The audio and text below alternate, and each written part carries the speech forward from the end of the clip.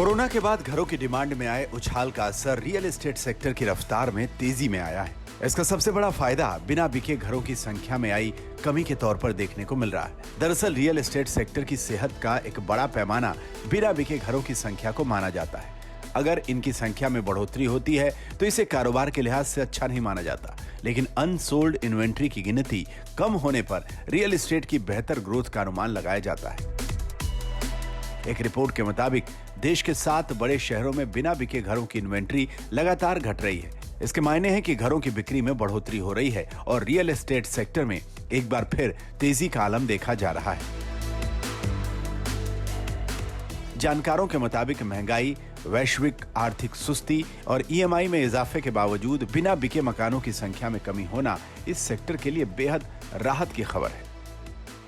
पिछले 1.5 सालों में बहुत ज़्यादा नए प्रोजेक्ट्स की लॉन्चिंग हुई है। वो प्रोजेक्ट्स डेवलपर लॉन्च नहीं कर रहे थे, वो अब लॉन्च हुई है। मार्केट रेडी टू मूव से अंडर कंस्ट्रक्शन की तरफ शिफ्ट हो गई है और अफोर्डेबल सेगमेंट से लग्जरी सेगमेंट की तरफ आ गई है।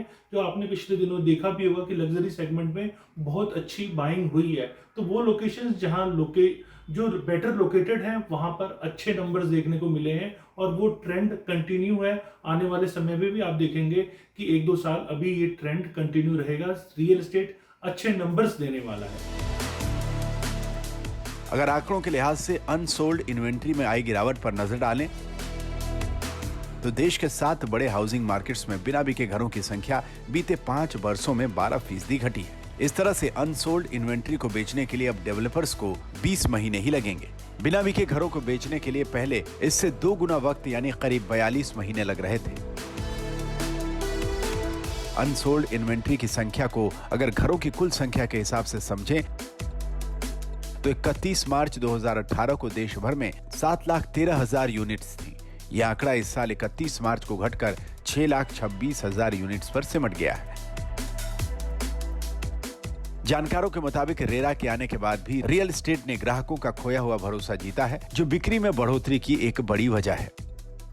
जो स्टेबिलिटी आई है मार्केट में कोविड के बाद, वो एक रीज़न है। और दूसरा बहुत अहम रीज़न ये है कि जो रेरा आने के बाद जो ट्रांसपेरेंसी बढ़ी है, जो पारदर्शिता आई है मार्केट्स में, जो इन्वेस्टर्स को, बायर्स को इन्वेस्टमेंट करने में एक इंफॉर्मेशन अवेलेबिलिटी रही है, मेरा मानना है वो एक कारण है।